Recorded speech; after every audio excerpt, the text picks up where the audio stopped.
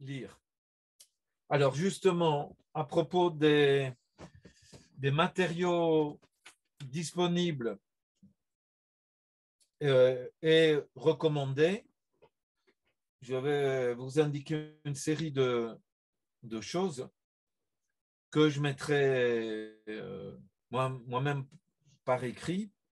Donc, il y a le texte de Alexander Nahum Sach, l'auteur de la doctrine de la dette aux dieux. Je vais expliquer qui il était. Son texte est écrit en français.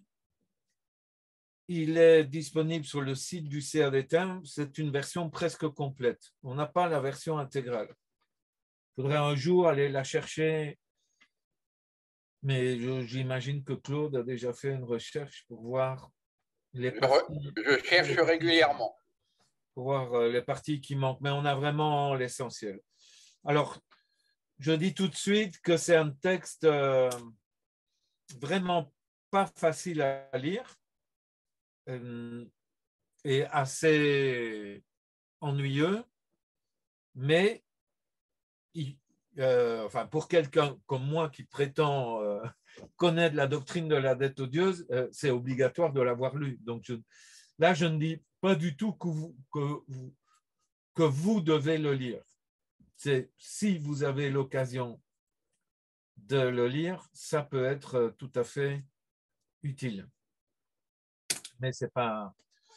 Par contre, je pense que pour des gens qui veulent une connaissance assez approfondie, il faut lire ma longue étude publiée sur le site du CADTM, qui est aussi dans le livre Système dette, le chapitre 8 et le chapitre 8 et le chapitre 9 du livre Système dette. Alors, sur la dette odieuse, il y a une prise de position du CADTM datant de 2008 que je cite à la fin de ma longue étude et que je cite dans le livre Système dette. Et je compte bien la remettre à jour. C'est un texte qu'on avait produit collectivement en tant que CADTM avec quelqu'un qui est encore tout à fait actif pour le moment et qui est Renaud Vivien, actif avec le CADTM, même s'il est permanent de l'ONG belge Entraide des Fraternités, qui est en Belgique l'équivalent du comité contre la faim et pour le développement, du comité catholique contre la faim pour le développement, le CCFD en France. Il faut aussi regarder, là c'est très court, la définition de la dette odieuse sur le site du CADTM. Donc ça, on trouve sur le site du CADTM, tout en haut de la page, si on clique sur thème, dans les thèmes, il y a le thème dette odieuse avec une définition. Et puis sur notre site, on a publié jusque maintenant, qui ont à voir avec la doctrine de la dette odieuse, 3 articles au cours des 6 derniers mois à propos de ce livre-ci qui est écrit en anglais et qu'on peut traduire comme les diplomaties de la dette souveraine, qui est un livre récent qui date de l'année passée. Et donc, il y a 3 articles qui portent sur la dette odieuse et ce livre-là, 2 articles que j'ai écrits et un article que Anaïs Carton a écrit et qu'on a publié la semaine passée. Il y a un 4e article écrit par Maxime Perriot qui est présent ce soir, mais qui porte sur un autre sujet que la dette odieuse. Il porte sur l'évolution de la conférence des Nations Unies sur le commerce et le développement. Alors, je pense que c'est utile aussi que vous regardiez sur Wikipédia la page ou l'article dédié à dette odieuse. comme vous savez, le principe de Wikipédia, c'est que c'est écrit par différentes personnes et qu'à tout moment, on peut faire des modifications. Et il y a plusieurs personnes du CADTM qui y ont contribué. Il y a Virginie de Romanet, qui est de Bruxelles et qui était dans le groupe droit du CADTM. Il y a Nathan Legrand, qui était permanent du CADTM jusqu'il y a 2 ans ou 3 ans. Et il y a plus récemment Anaïs Carton. Et on essaye de mettre notre grain de sable positif. Donc, ce n'est pas un grain de sable, c'est notre apport pour que la définition se rapproche le plus possible de la définition que nous donnons, qui est la bonne définition. Ouais, donc, je vais expliquer pourquoi il y a une bonne et il y a des mauvaises explications. Et puis, évidemment, tout ça peut évoluer. Alors, il y a une série d'autres articles aussi. Hein. Généralement, c'est en anglais. Il y a une longue littérature sur la dette odieuse en anglais. Il y a un long texte écrit par un professeur de droit, Robert House, pour la Conférence des Nations Unies sur le commerce et le développement. Il y a des thèses de doctorat et il y a plusieurs livres en anglais sur la dette odieuse. Disons, il y a facilement une bonne dizaine de livres sur la dette odieuse. Alors, dire aussi que le CADTM compte co-organiser un séminaire avec Entraide et Fraternité, donc une ONG belge, catholique, où travaille Renaud Vivien, et on compte co-organiser un séminaire sur la dette odieuse. On pensait le faire en octobre 2022, mais c'est possible qu'on le reporte pour 2023. Ça va un peu dépendre du reste du programme du CADTM pour les mois de septembre à décembre. Ce n'est pas encore tout à fait fixé. On doit clarifier ça d'ici début juillet. Mais l'idée, c'est de convoquer un séminaire où on invite des gens, y compris des spécialistes du droit, qui ne partagent pas nécessairement notre point de vue, mais un séminaire où on les invite, et quelque part on les force à prendre position par rapport à notre définition de la dette odieuse, pour augmenter la reconnaissance et la crédibilité de notre définition. Alors pourquoi c'est important, ou la preuve que c'est important, que c'est utile tout ce travail? Mais par exemple,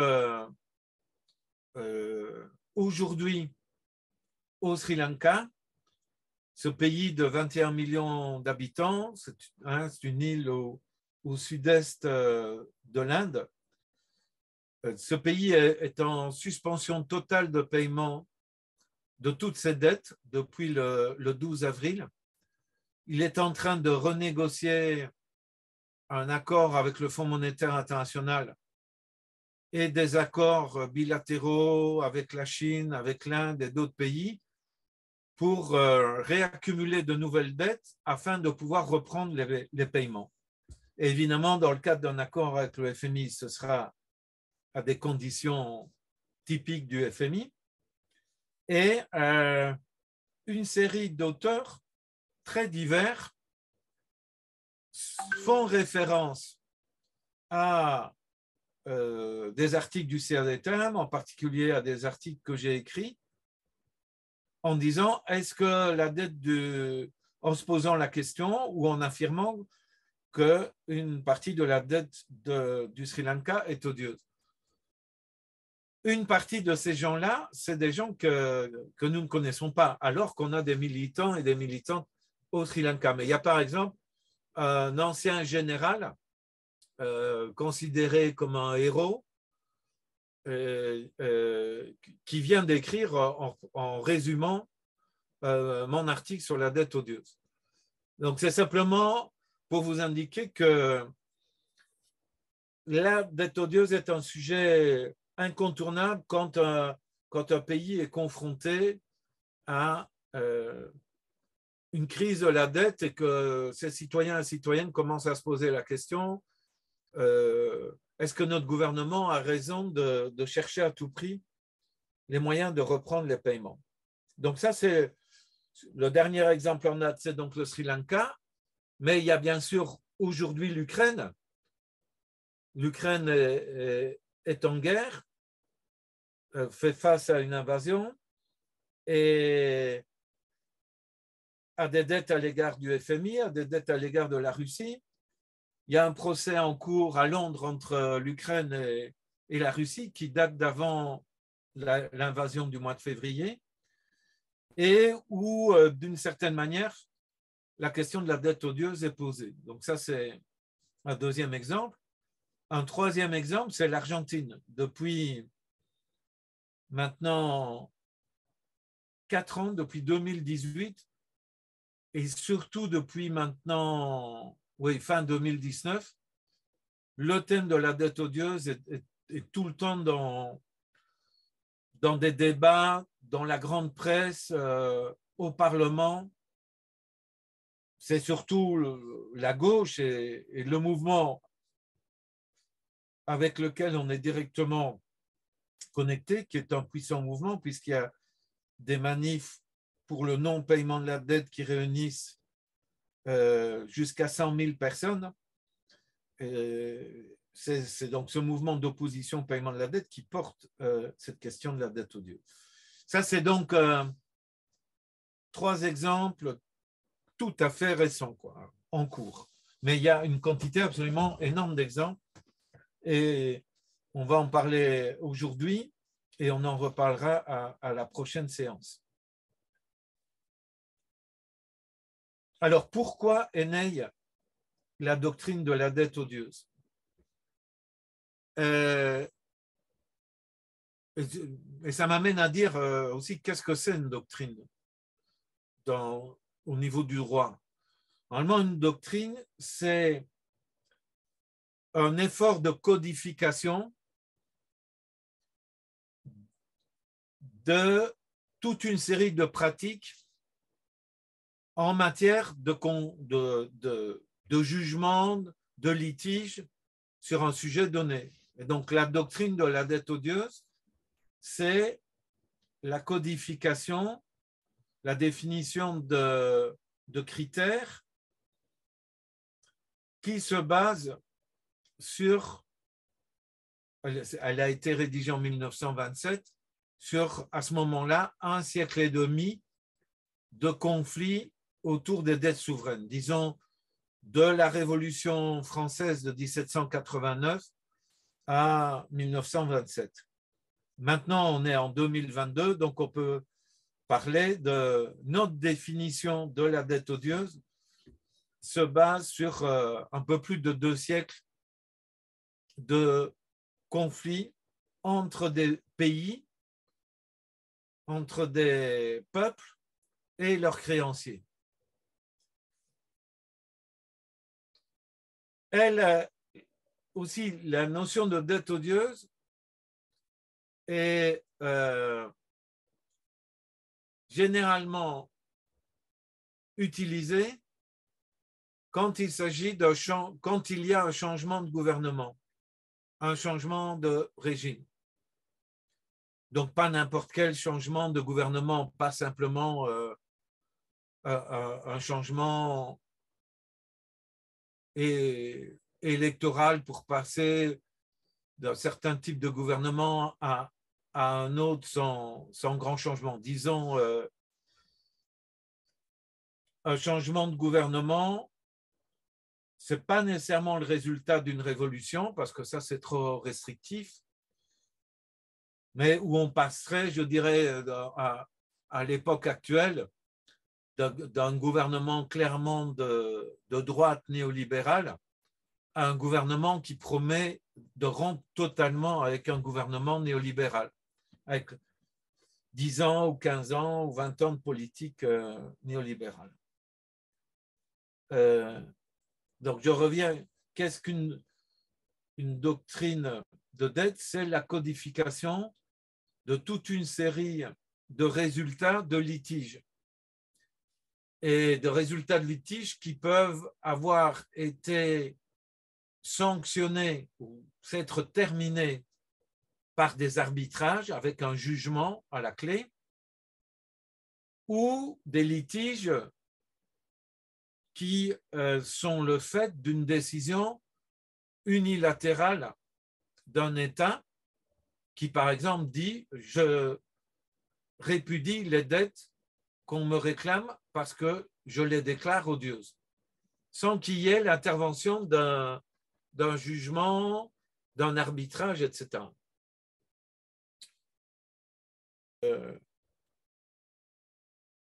La doctrine de la dette odieuse est née alors parce que, en fait, il n'y avait pas de critères généraux qui étaient communément admis parmi les spécialistes du droit international. Et aujourd'hui, on peut affirmer, c'est toujours le cas, il y a une doctrine de la dette odieuse, elle n'existait pas avant 1927, elle a été élaborée en 1927, mais il y a constamment des débats entre des juristes pour dire la doctrine de la dette odieuse n'est pas reconnue comme une doctrine, elle ne fait pas consensus. Et effectivement, elle ne fait pas consensus, ça c'est clair. Mais cette doctrine, pour nous, elle existe, nous proposons, on va dire, une amélioration de cette doctrine, et nous espérons bien que des États vont s'appuyer sur notre définition de la doctrine et des mouvements sociaux, évidemment, pour la faire passer dans la pratique par des décisions souveraines prises par des gouvernements démocratiques. Et ça pourrait aboutir aussi à ce que des instances internationales comme la structure des Nations Unies qui s'occupe du droit international reprennent une définition de la dette odieuse qui se rapproche de la nôtre. Il y a eu, et ça c'est l'article d'Anaïs Carton publié la semaine passée, et on attend un article de Renaud Vivien qui prolongera cet article d'Anaïs Carton. Il y a eu dans les instances juridiques des Nations Unies, dans les années 60, 1970, 1980, d'énormes débats avec des échanges de beaucoup d'arguments et de textes entre des juristes qui composaient la Commission de droit international des Nations Unies. Et il y a notamment un juriste algérien très important, Bedjaoui, qui a y compris été président de la Commission des Nations Unies sur le droit et qui a apporté sa définition de la dette odieuse, mais dans un cas de figure bien précis, celui de l'indépendance d'anciennes colonies, qui est un seul cas de figure.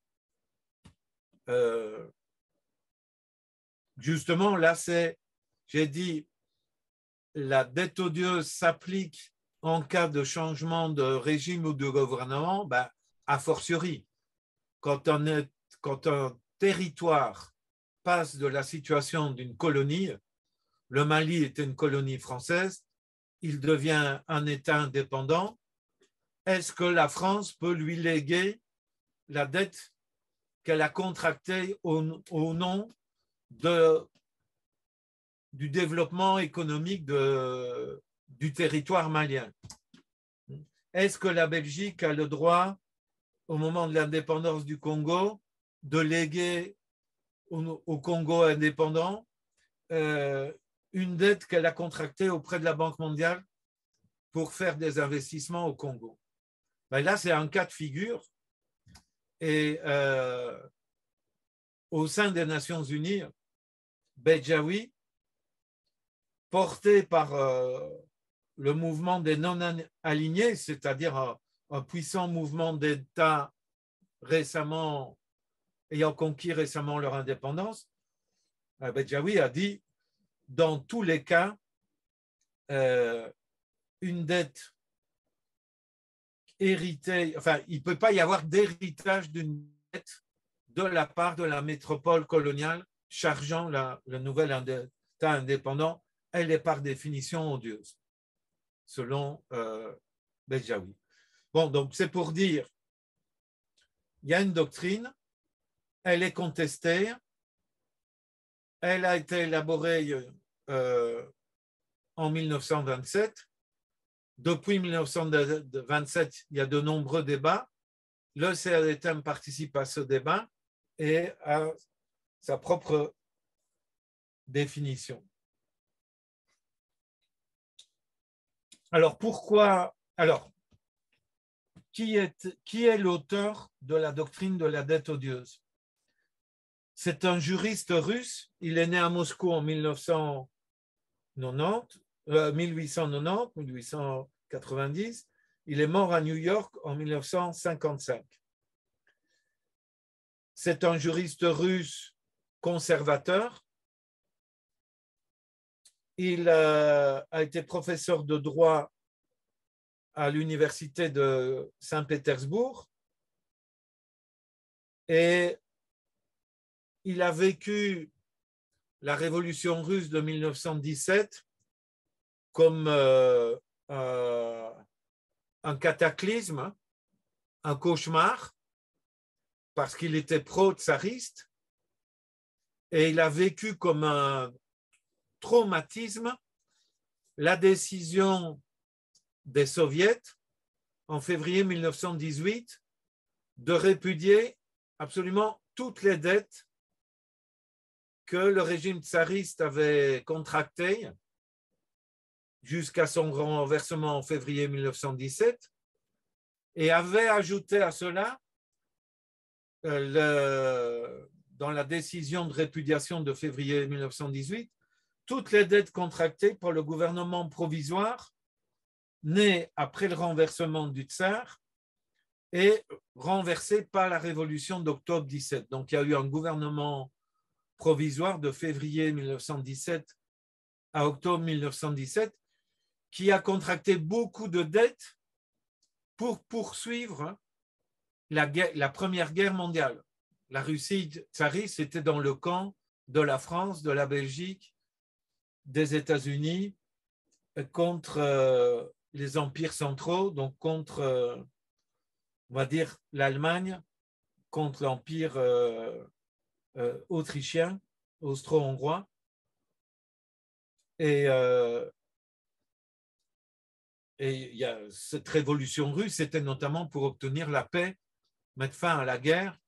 Et donc, le peuple russe n'était pas d'accord, y compris à la fois payer une guerre contractée par le tsar, une dette contractée par le tsar, et une dette contractée pour continuer la guerre alors que le peuple voulait la fin de la guerre. Et donc, ce juriste russe, traumatisé par la répudiation de la dette, il se déplace vers les républiques baltes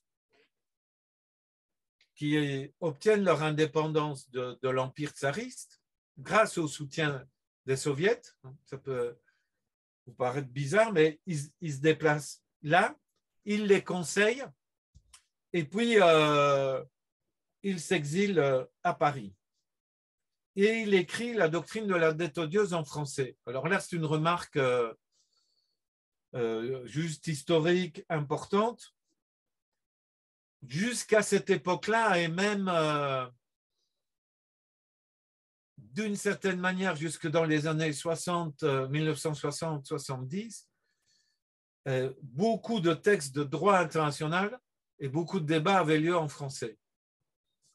La langue française avait conquis une place que, évidemment, maintenant le pouvoir français regarde avec une grande nostalgie, mais il faut rappeler que la Russie de Catherine de Russie et de Pierre le Grand, une partie de la cour russe parlait le français. Et donc, dans beaucoup d'endroits du monde, les lettrés qui sont maintenant passés à l'anglais, et notamment l'anglais domine complètement la diplomatie et le droit international, mais au XVIIIe, XIXe siècle et première moitié du XXe siècle, beaucoup de juristes, pour s'entendre, utilisaient le français. Et bien sûr, avant ça, dans le monde occidental, c'était le latin à partir du droit romain. Le latin qui était utilisé, mais c'était juste sur la partie occidentale et chrétienne de la planète. Et donc, quelque part, pour des gens comme moi et pour vous dont la langue maternelle est le français ou une langue que vous maniez bien, pour nous, c'est intéressant de pouvoir avoir accès à des textes juridiques qui sont essentiellement en français. Tandis qu'aujourd'hui, comme je vous l'ai dit, tous les textes de débat sur la dette odieuse, enfin presque tous, sont en anglais. Et même des auteurs français, pour pouvoir faire reconnaître ce qu'ils veulent dire dans le débat, ils doivent écrire en anglais ou faire traduire en anglais leur texte et ils veulent que leur texte ait une quelconque importance dans le débat. Mais bref, Sack, qui est un russe, écrit en français son texte.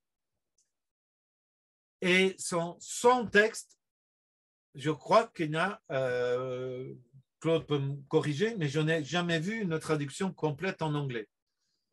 Et donc, quand je vais vous expliquer qu'il y a une mauvaise interprétation de la doctrine de Sack, je pense qu'en partie, c'est parce qu'une série d'auteurs anglais qui écrivent en anglais n'ont pas fait l'effort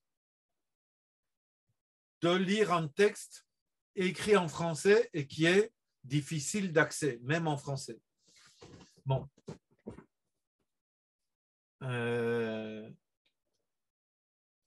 Alors, donc, Sack, donc je disais qui est Sack, il est un auteur, un juriste conservateur et sa motivation, c'est défendre les droits des créanciers.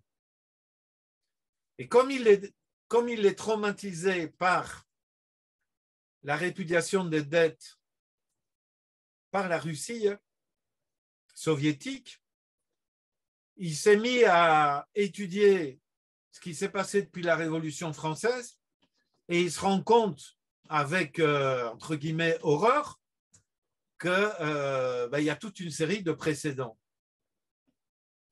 de répudiation de dettes. Et donc, dans son traité de droit, qui aboutit à la production de la doctrine de la dette odieuse, il reprend différents cas de remise en cause du paiement de la dette et de répudiation de dette. Dans certains cas, il arrange l'histoire. Il résume l'histoire de manière fausse. J'ai travaillé un peu là-dessus avec Claude. On a eu Claude Quémard ici présent, parce qu'il affirme grosso modo que le pouvoir révolutionnaire français, hein, ça s'appelait la Convention, finalement, largement avait accepté de payer la dette de la monarchie, et il cite des déclarations d'un certain Cambron, mais il donne une version qui atténue à quel point, malgré tout, et malgré certaines déclarations, le pouvoir révolutionnaire français, qui était encore un pouvoir bourgeois, et donc qui hésitait parce que la bourgeoisie française prêtait au roi. Donc annuler du point de vue de la Convention, qui était en train de débattre, y compris est-ce qu'on exécute ou pas la famille royale, comme dans la Convention, il y avait des bourgeois qui avaient prêté au roi, il faisait une différence entre éventuellement dire oui, on décapite le roi, mais on paye la dette. Parce que si on ne paye pas la dette, ils ne le disent pas comme ça, évidemment, nous ne serons pas remboursés. Donc, c'est un débat dans le pouvoir révolutionnaire français. Mais finalement, d'une certaine manière, forcé par la nécessité de trouver des financements pour répondre aux agressions militaires, notamment des Autrichiens et des Allemands autour de 1791-92, la France va prendre une mesure largement d'annulation qu'on appelle la mesure des 2/3. Donc, Sack résume toute une série de cas. Dans une série de cas, il les résume correctement, et dans d'autres cas, comme le cas de la Révolution française, il arrange un peu l'histoire parce qu'il essaye quand même de démontrer que dans beaucoup de cas, malgré un changement de régime, les dettes n'ont pas été répudiées, n'ont pas été annulées.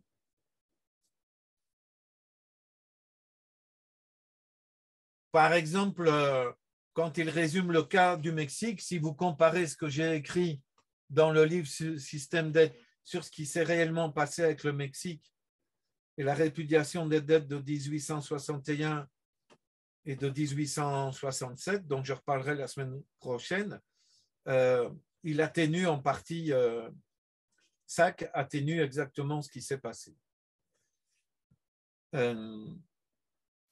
Donc, il est confronté à une histoire remplie de conflits entre des pays où il y a des changements de gouvernement et leurs créanciers. Et certains de ces conflits se terminent par une annulation ou une répudiation pure et simple. Or, il défend, comme je vous l'ai dit, l'intérêt des créanciers.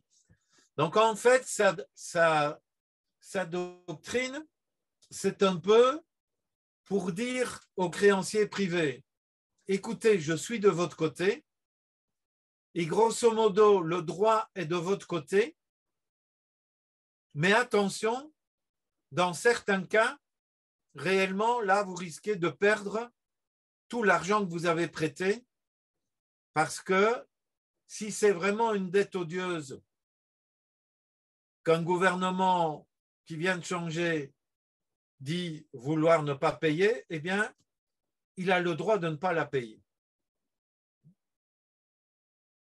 Donc, en résumé, Sack,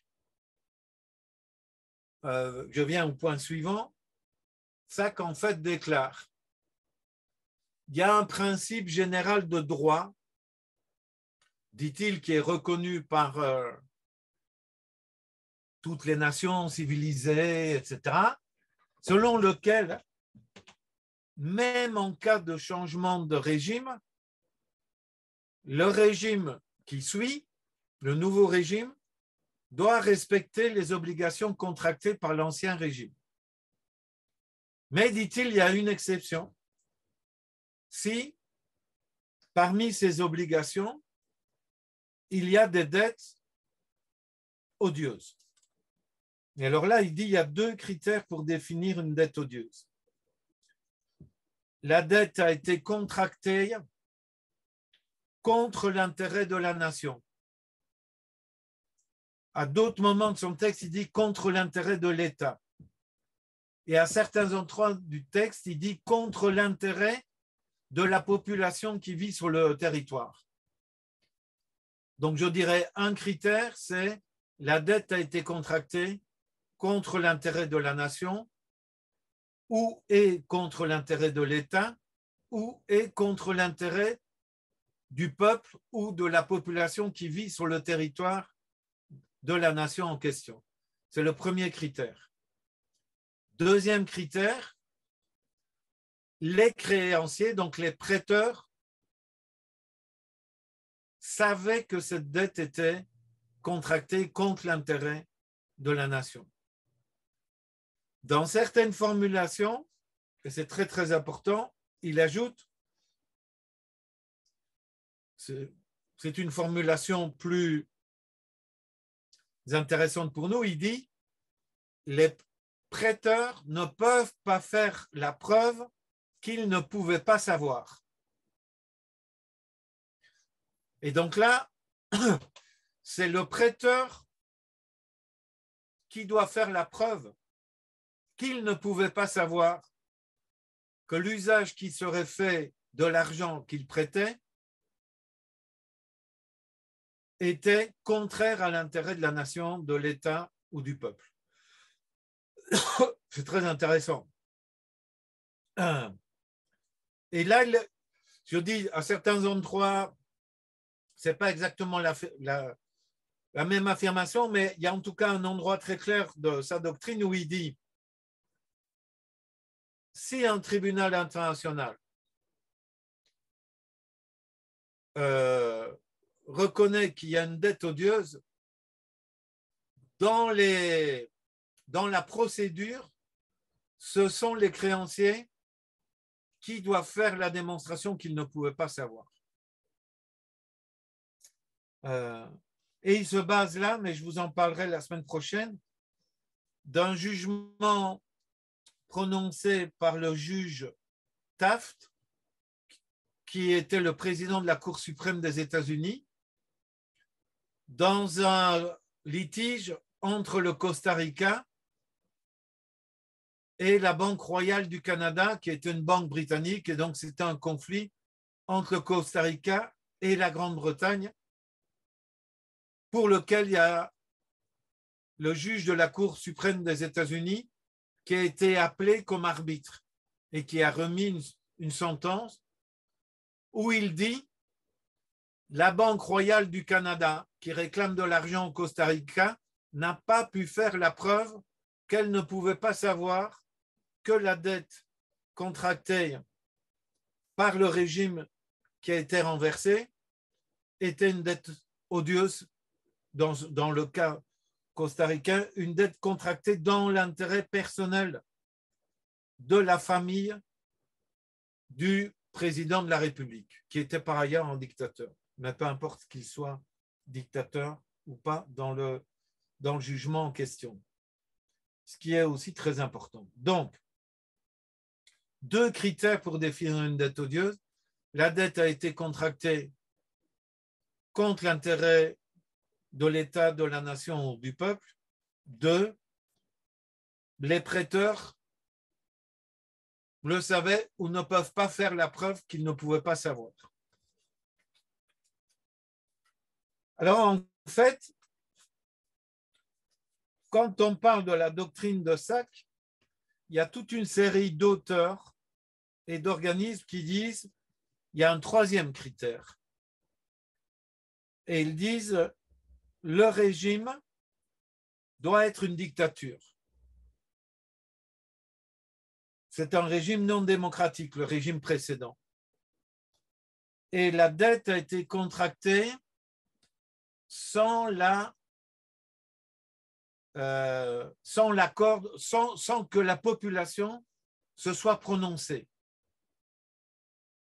en faveur de la contractation, l'accumulation de cette dette. Or, ce troisième critère ne fait pas partie des critères définis par SAC. Le problème, c'est que une série d'auteurs qui disent qu'il y a ce troisième critère, ils citent un passage de la doctrine de SAC où SAC lui-même parle de régime despotique. Et effectivement, y compris pour nous, c'est un des thèmes. A fortiori, si un régime despotique contracte quelque type de dette que ce soit, pour nous, elle est odieuse. Mais pour SAC, la chose est beaucoup plus compliquée. SAC, je vous ai dit, était un conservateur. Il était pour le régime tsariste. Il était tsariste. Le régime tsariste était une dictature. C'était une monarchie de droit divin. Et pour SAC, une dictature peut très bien contracter des dettes qui ne sont pas odieuses.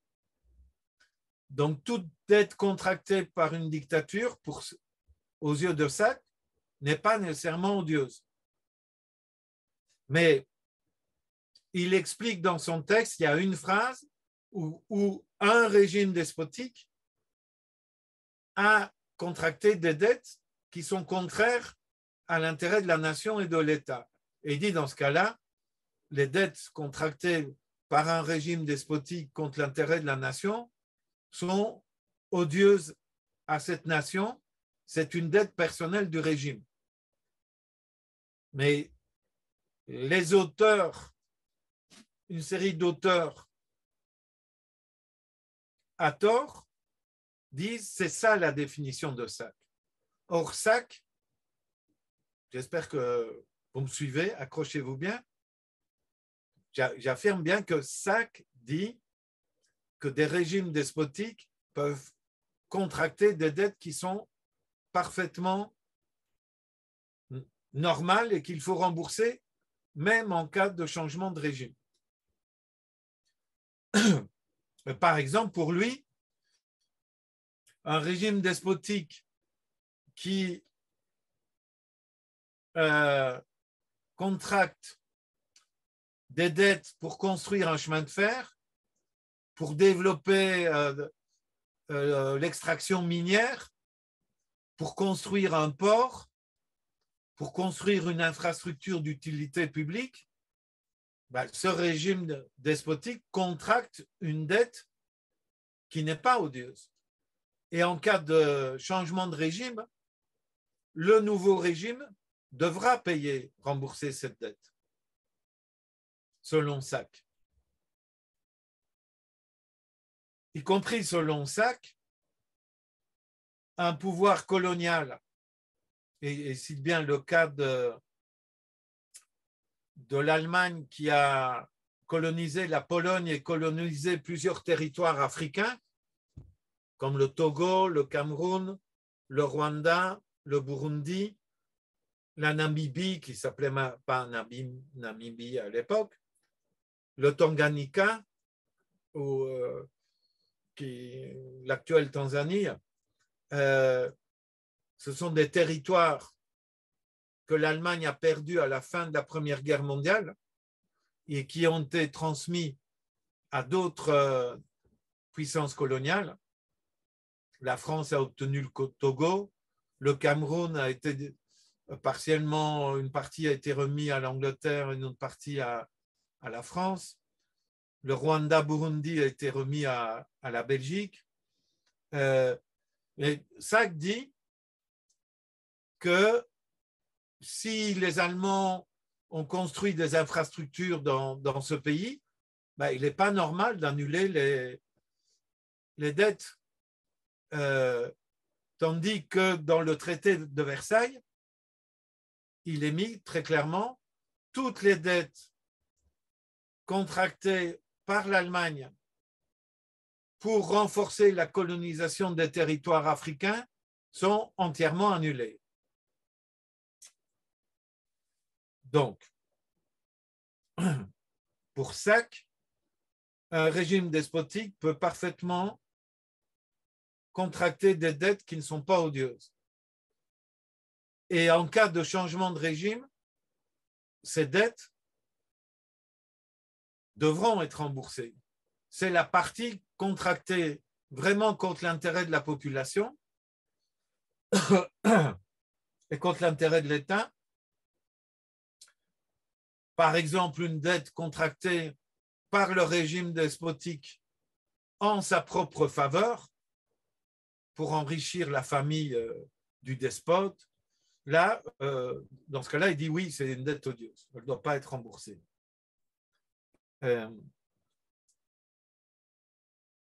Donc, pour Sachs, très clairement, ce n'est pas la nature du régime qui compte. C'est à quoi ont servi les prêts qui ont été contractés. Pour Sachs. Okay? Et donc, si les prêts ont été contractés pour de la corruption, pour de l'enrichissement illicite, y compris des banquiers qui ont prêté, eh bien, là, ça peut être une dette odieuse. Donc, pour vous montrer que pour Sachs, la nature du régime n'a aucune importance, je fais une citation de son traité, donc de sa doctrine, où il dit « On doit considérer comme gouvernement régulier le pouvoir suprême qui existe effectivement dans les limites d'un territoire déterminé. Que ce pouvoir soit monarchique, absolu ou limité, ou républicain, qu'il procède de la grâce de Dieu ou de la volonté du peuple, qu'il exprime la volonté du peuple ou non, du peuple entier ou seulement d'une partie de celui-ci, qu'il ait été établi légalement ou non, etc. Tout cela n'a pas d'importance pour le problème qui nous occupe. » Donc, ici, très clairement, Sachs dit « Peu importe la nature du pouvoir pour déterminer qu'une dette est odieuse ou pas. » C'est l'utilisation qui est faite de la dette qui détermine ou non son caractère odieux.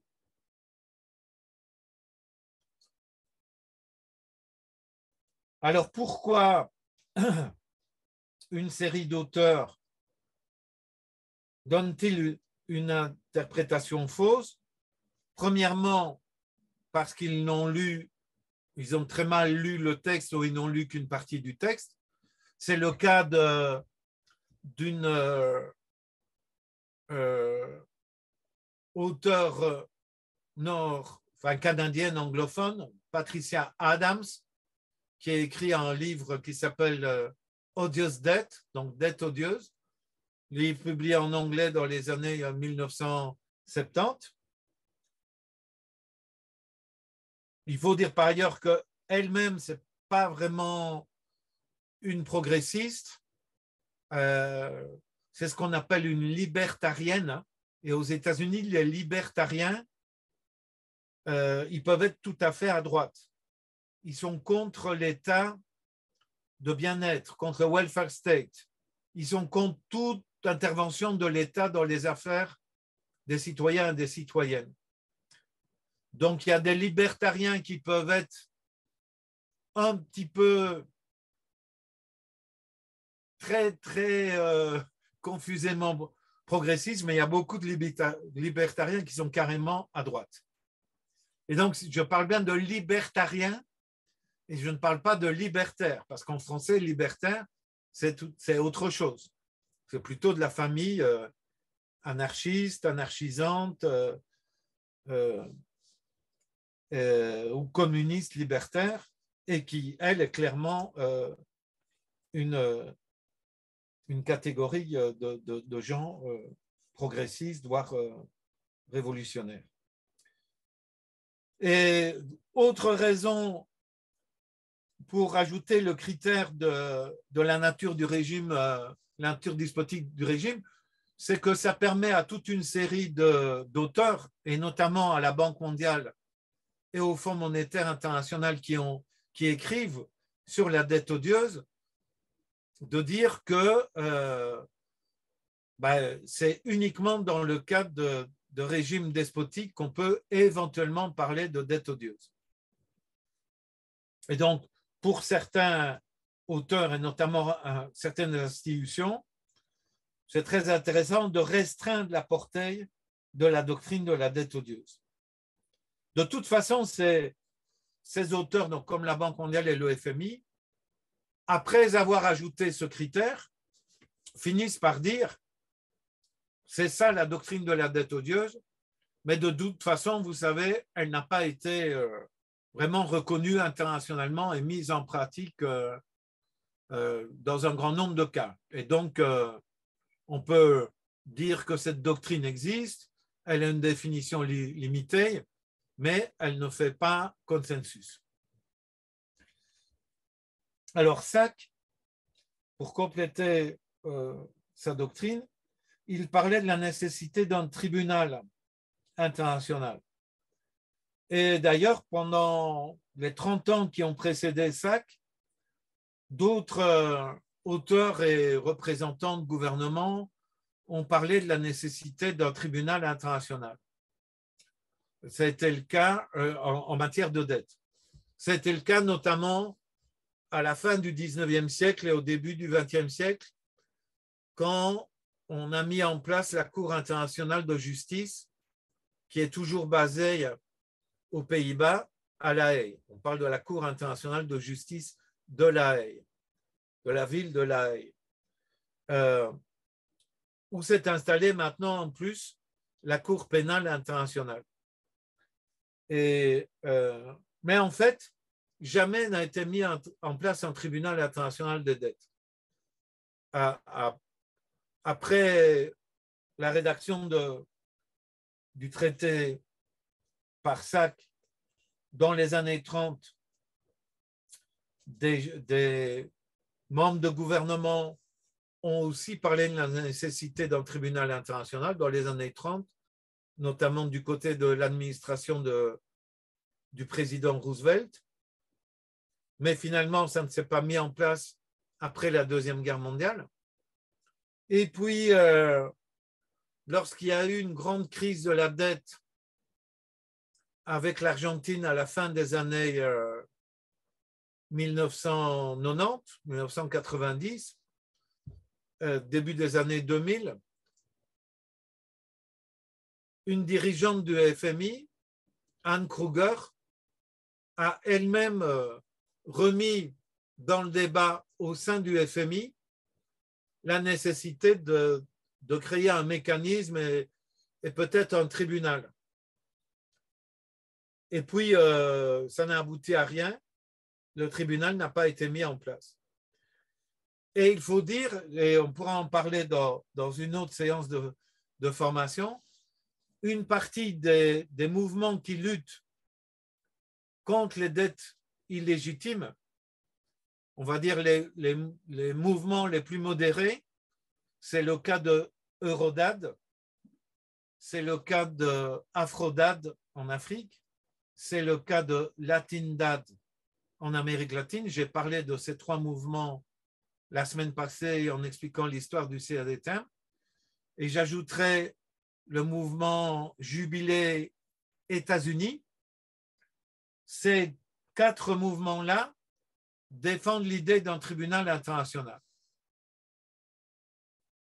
Tandis que nous disons qu'il n'y a pas de tribunal international, mais il y a une doctrine de la dette odieuse et les États, de manière souveraine, doivent utiliser la doctrine de la dette odieuse pour poser des actes souverains de répudiation des dettes basés sur des arguments de droit international.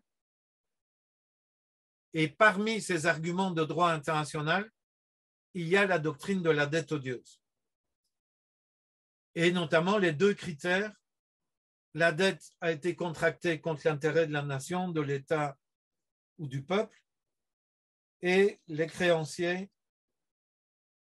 le savaient ou ne sont pas en mesure de prouver qu'ils ne pouvaient pas le savoir.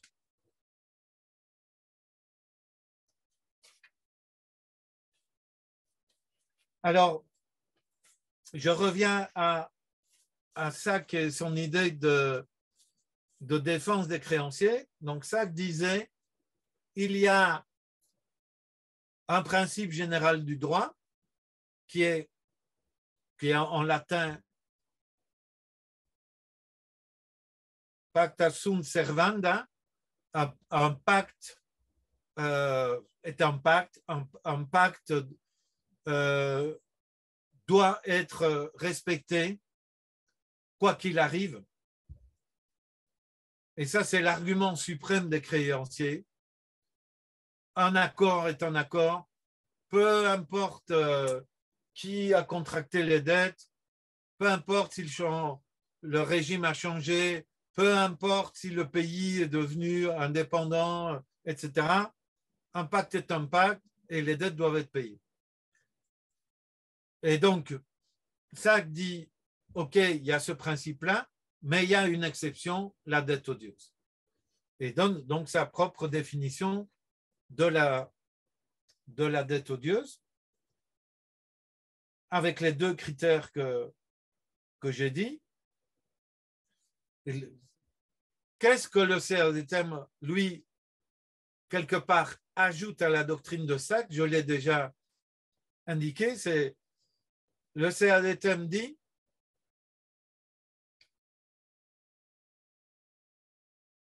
si le régime est despotique, par définition, toutes les dettes qu'il contracte sont odieuses. Et en cas de changement de régime, toutes les dettes qu'il a contractées doivent être annulées et peuvent être répudiées par le nouveau régime. Et quel est notre argument par rapport à Sacks et à d'autres auteurs qui encore aujourd'hui disent oui, mais si une dictature, la dictature de Mobutu au Zaïre, qui a été renversée en 1997, ou la dictature de Ferdinand Marcos aux Philippines, qui a été renversée à la même époque, ou la dictature de Suharto en Indonésie, qui a été renversée en 1998, ou le régime de l'apartheid, qui a progressivement été abandonné à partir de 1994, etc., etc. Vous voyez ce type de dictature.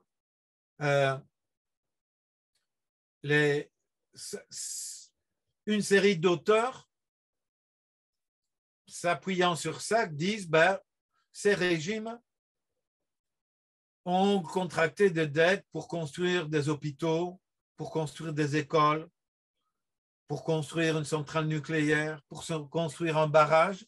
Et ces dettes-là servaient l'intérêt de l'État et de la nation, et donc elles doivent être remboursées. Nous disons, toutes les dettes contractées par un État, même si elles servent à construire un hôpital, sont des dettes odieuses.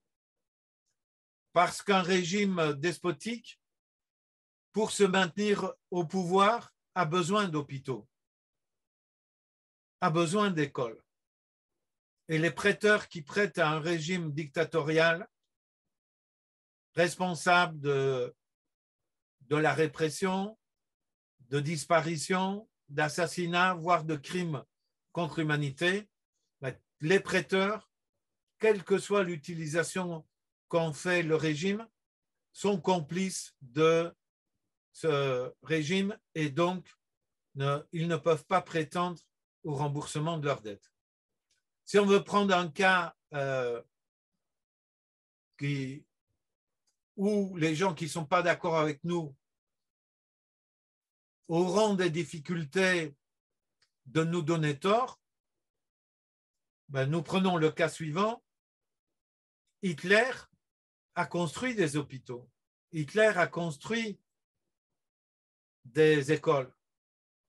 Hitler a construit des autoroutes, a développé des chemins de fer. Mais c'est clair que tout ça servait dans le cadre d'une politique générale qui devait permettre à l'Allemagne d'envahir le reste de l'Europe, et y compris d'exterminer le peuple juif, d'exterminer les tziganes et d'exterminer d'autres composantes de l'humanité.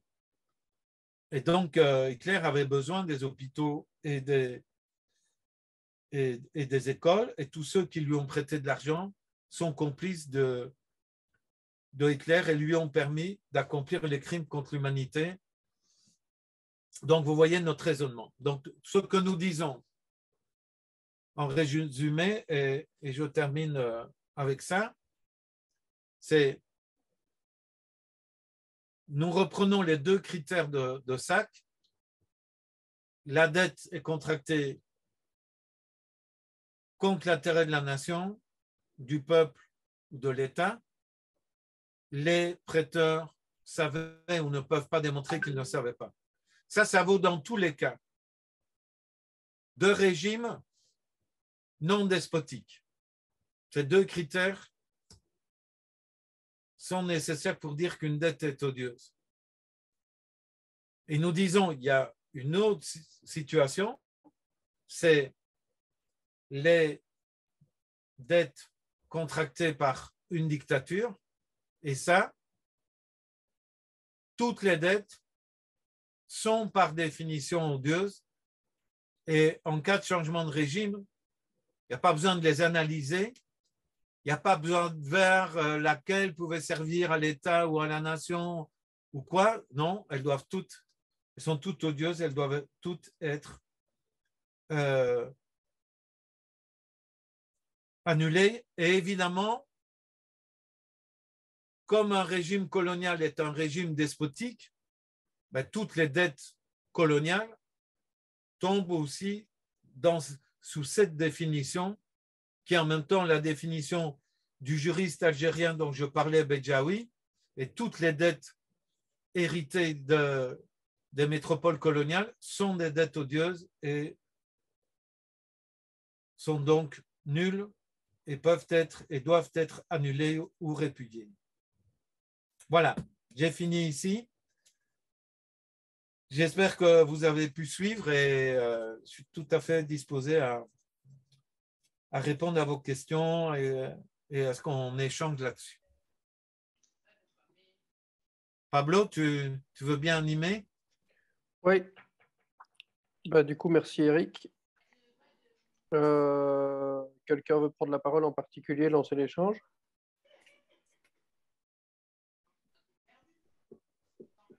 Non. Je me lance alors avant que les questions viennent. Moi, j'ai pas très bien compris. Tu as parlé à un moment d'Eurodad, notamment qui était pour la création d'un tribunal justement plus spécialisé sur les dettes. J'ai pas très bien compris quel était pourquoi le CADTM ne se prononçait pas là-dessus, ou quels étaient les arguments qui n'allaient pas dans ce sens-là. D'accord. Est-ce qu'il y a d'autres questions d'éclaircissement? Je voulais aussi savoir, est-ce qu'il y a encore des dettes odieuses qui sont en train d'être contractées actuellement et qui peuvent être mis dans le registre des anciennes dettes odieuses? Je donne par exemple le cas de certains régimes actuels qui sont par exemple des régimes issus des coups d'État, par exemple en Afrique actuellement. et qui tombe dans le cadre de... Donc, les institutions ne sont pas démocratiques et ces chefs d'État aussi, pour se maintenir au pouvoir, ils sont en train de contracter des dettes aussi auprès des institutions internationales de Bretton Woods. Je voulais savoir si le CDATM peut aussi aujourd'hui les répertorier aussi. On est en train de travailler là-dessus, quoi. Oui, d'accord. Est-ce qu'il y a d'autres questions d'éclaircissement?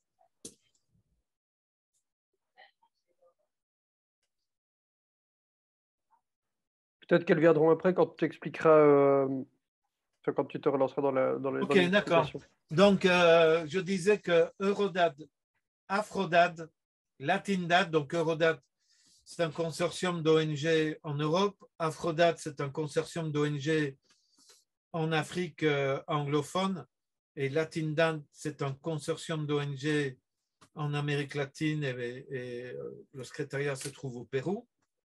Et Jubilé États-Unis sont à fond pour que soit mis en place un tribunal international. Et nous ne sommes pas chauds du tout parce que nous disons, si jamais un tel tribunal se met en place, ce tribunal va se baser sur quel droit? Parce que nous parlons du droit international qui prend en compte la question des droits humains, qui prend en compte la notion de dette odieuse qui a à voir avec un jugement sur est-ce que la dette a bénéficié à la population ou a respecté les droits de la population. Mais si on prend le droit commercial comme critère pour juger de la validité d'un contrat et de la nécessité de payer une dette, généralement, les créanciers obtiendront, généralement dans, on va dire, 90% ou presque 100% des cas, ils obtiendront que les débiteurs, donc que les pays à qui ils réclament des dettes et qu'ils poursuivent en justice, soient condamnés à payer ces dettes. Donc nous ne sommes pas favorables à un tribunal international parce que dans le contexte international actuel qui n'est pas favorable aux droits des peuples au niveau institutionnel, nous pensons que ça n'offre pas de garantie de défendre réellement les intérêts des peuples. Et nous mettons, donc nous, je vais dire, nous ne sommes pas chauds. Évidemment, nous disons, s'il y avait une réforme des Nations Unies, s'il y avait de nouveau un grand élan comme après la Seconde Guerre mondiale, de mise en place de mécanismes qui commencent à prendre en compte les droits des peuples et les droits humains, mais ce n'est pas le cas. Mais si une telle situation se présentait, bien sûr que nous aurions une autre position. Mais dans le contexte actuel, nous pensons que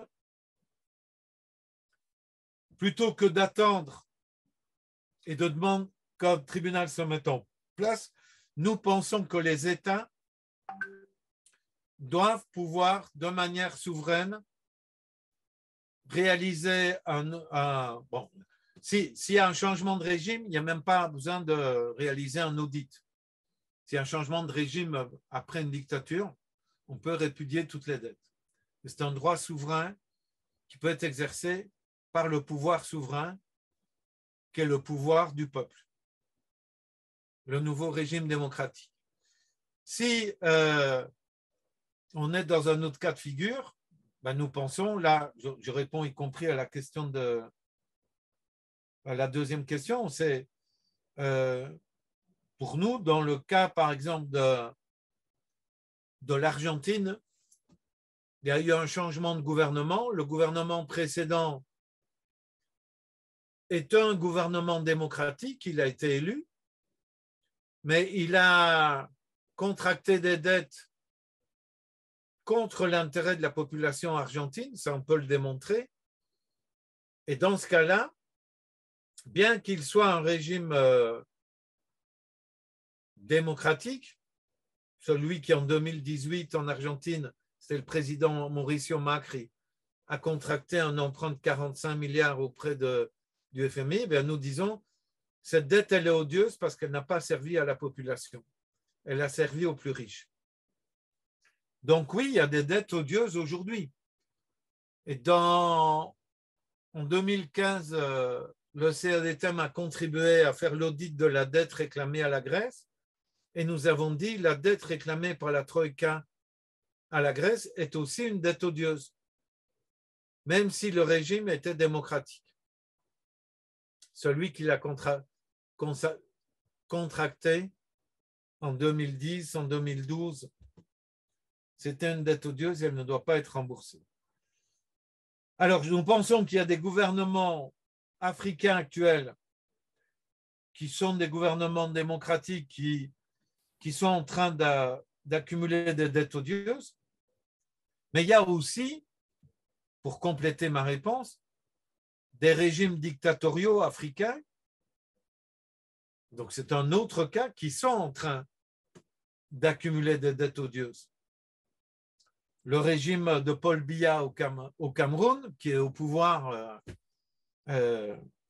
depuis 30 ans ou 40 ans, jusqu'à sa mort, le régime de Idriss Déby. Idriss Déby est mort il y a un peu plus d'1 an. Il a été au pouvoir pendant plus de 30 ans. Bon, ce sont des... Et Sassou Nguesso aussi au Congo-Brazzaville. Sassou Nguesso, ouais, bien sûr, Sassou Nguesso, évidemment. La poursuite d'un régime au Togo de Eyadema, puis son fils, etc. Ce sont des régimes... le régime de Blaise Compaoré après l'assassinat de Sankara jusqu'à son renversement en 2014, tout ça, ce sont des dettes odieuses. Et donc, il y a encore des régimes aujourd'hui, comme tu viens de le dire, au Congo-Brazzaville, au Togo, qui tombent sous le coup de la définition de régime despotique. Et qui donc, toutes les dettes qu'ils contractent et tous les prêteurs, tous ceux qui permettent à ces régimes de rester en place sont des complices et sont en train de prêter de l'argent de manière odieuse et ne devraient pas être remboursés en cas de changement de régime si le peuple se débarrasse de ces gouvernements. Et on espère que ça va arriver un jour. Et le peuple ne devrait pas devoir payer cette dette parce qu'elle est odieuse. On croise les doigts. Merci. Il y avait Draman qui voulait poser une question. Je ne sais pas, Draman, si tu peux activer ton micro pour la poser.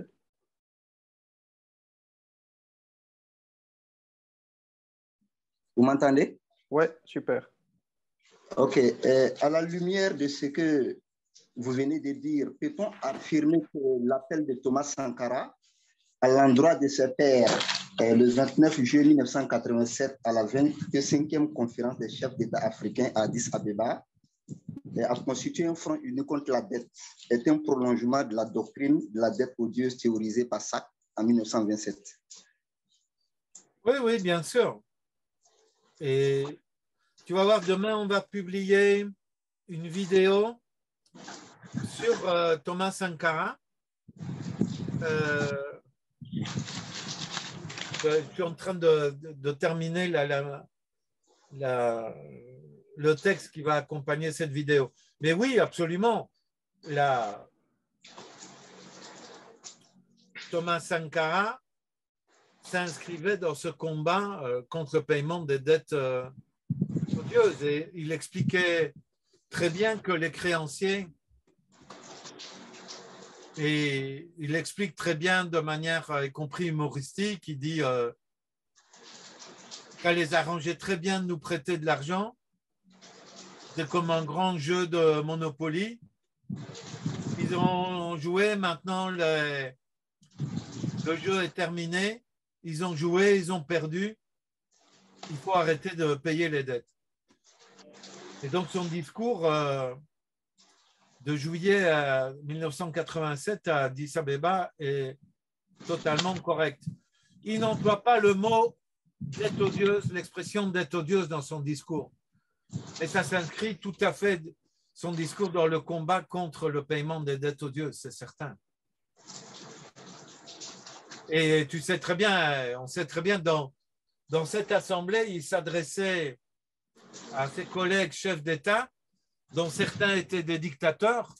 Il ne pouvait pas les traiter directement comme ça de dictateurs, mais quelque part, il leur parlait très franchement en disant et si parmi vous, il y en a qui veulent continuer à payer cette dette, ben, ils n'ont qu'à prendre l'avion pour aller à Washington, voir la Banque mondiale et le FMI. Et si on ne fait pas un front, et si je reste isolé, je ne serai pas à la prochaine assemblée. Donc, quelque part, de manière prophétique, il annonçait que s'il n'y avait pas un front qui constituait, ça pouvait se terminer, y compris pour lui, de manière dramatique. Il laissait entendre qu'il pourrait être renversé et évidemment, éventuellement assassiné. Est-ce qu'il imaginait qu'il serait assassiné? Ça, on ne le sait pas, mais il était très clair sur les risques qu'il encourait et surtout les risques qu'encouraient les peuples d'Afrique s'il n'y avait pas un front courageux pour le non-paiement de la dette.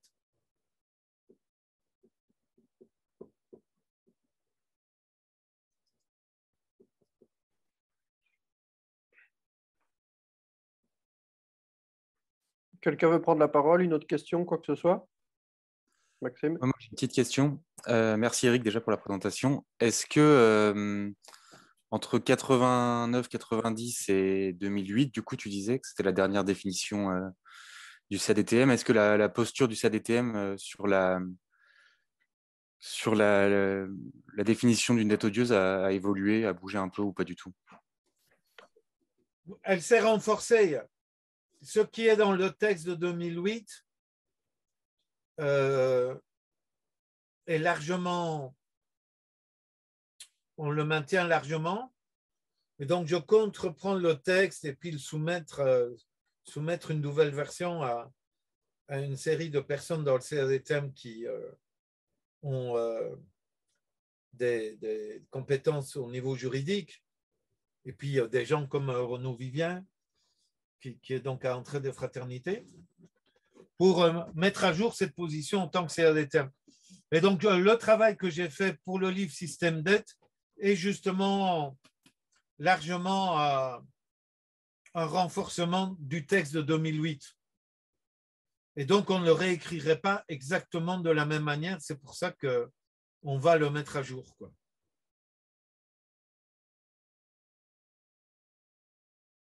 En fait, on a, si tu veux, y compris, on a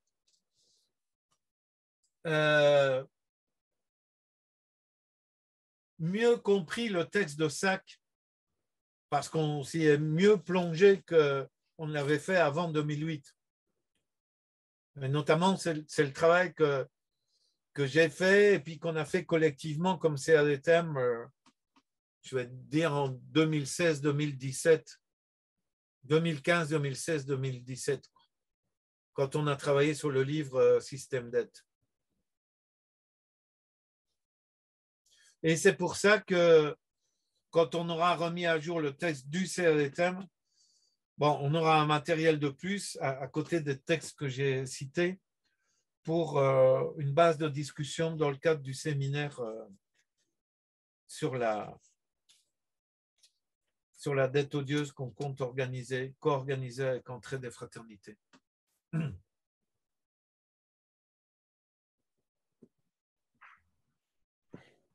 Moi, j'avais peut-être une légère interrogation, c'était par rapport au néolibéralisme. À un moment, vous avez parlé de ça et vous avez dit que justement, c'était lié à la question de la dette odieuse. Et je voulais avoir un petit peu de précision sur ça. Est-ce que vraiment un système économique néolibéral peut-il aujourd'hui être considéré comme une dette odieuse, comme ça l'a été pour la Grèce dernièrement?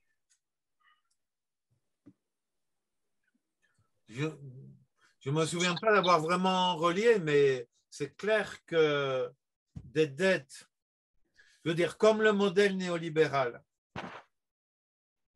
en résumé, c'est une sorte de bulldozer ou une machine de guerre de destruction de toute une série de conquêtes en matière de droits sociaux, hein, attaque contre les services publics, privatisation de toute une série de choses qui étaient des acquis de l'après-seconde guerre mondiale et des 30 années qui ont suivi.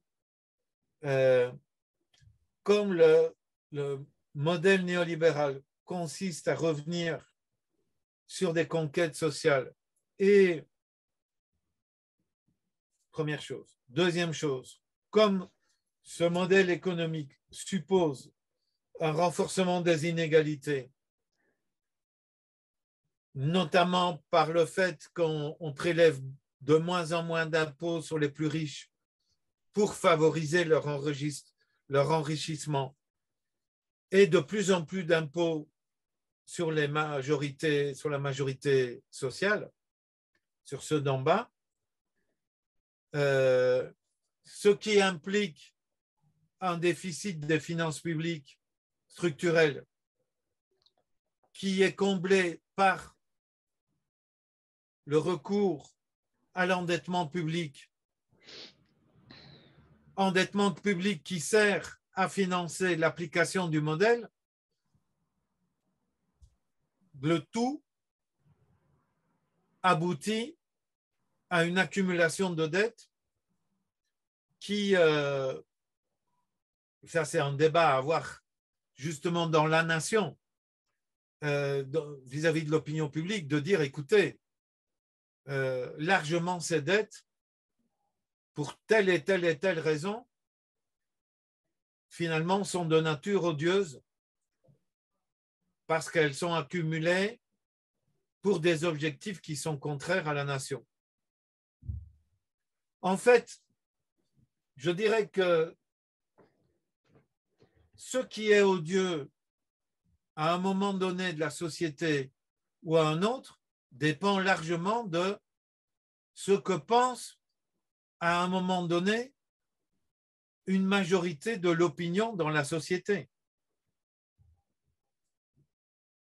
Et ça dépend du débat public, de la lutte politique, de ce qui apparaît comme normal ou pas normal. Si en France, pour une majorité de la population, ce que dit Macron sur l'effet de ruissellement et enrichissant les riches, et ça finira pour bénéficier à la nation, est accepté par une grande majorité de l'opinion, il y a peu de chances que les dettes contractées par son régime néolibéral soient considérées comme odieuses. Mais si le discours des gens qui soutiennent la France insoumise, le NPA, un secteur des Verts, même un secteur des socialistes, du PC et d'autres, gagnent en influence dans l'opinion publique et commencent à dénoncer la manière dont la dette est contractée et à quoi elle sert, l'opinion peut finir par être convaincue que des dettes qui apparaissent comme normales dans le régime Macron, Zemmour, Le Pen sont en fait des dettes qui ne sont pas justifiées et sont des dettes odieuses ou en tout cas illégitimes. Donc, quelque part, en disant cela, c'est-à-dire il n'y a pas le caractère odieux d'une dette dépend d'un débat dans la société. Et la société, elle évolue. À une époque, des choses qui apparaissent aujourd'hui comme odieuses, à une époque, dans la société, l'esclavage était totalement normal. À une autre époque, l'esclavage est devenu quelque chose qui est un crime contre l'humanité. Donc la définition de ce qui est odieux évolue avec cette société. Et il y a eu un premier saut, je dirais, avec les Lumières et la Révolution française et la Révolution américaine, les constitutions qui intégraient les droits du citoyen. Et puis, il y a eu un autre saut avec la Révolution russe, un autre progrès, indépendamment de ce que c'est devenu après et de l'horreur stalinienne qu'on dénonce. Et puis, après la Deuxième Guerre mondiale, il y a eu encore un progrès dans le droit international avec la Déclaration des Nations Unies, la Déclaration universelle des droits de l'homme, qui heureusement en anglais dit n'est pas homme, mais human rights, droits humains, ce qui est notre définition. Il y a donc eu encore un progrès et quelque part ça continue à évoluer dans la notion du droit parce que les droits des femmes sont plus reconnus maintenant, puis les droits des LGBT. Donc je veux dire, il y a une évolution du droit et donc la notion de ce qui est odieux ou pas et de ce qui est une dette odieuse ou pas est aussi quelque chose qui doit évoluer. Et nous avons un rôle là-dedans, comme c'est un des thèmes. Je disais en France ce que la France insoumise va dire avec les autres. Ben, nous essayons d'influencer des gens de la France insoumise et nous avons un peu réussi. Et on m'a dit que c'est Patrick Saurin qui m'a dit ça et Régis Essonneau du CDM France qui m'a dit que dans le programme de la NUPES, il y a la notion de la nécessité d'audit citoyen. Ce qui est intéressant.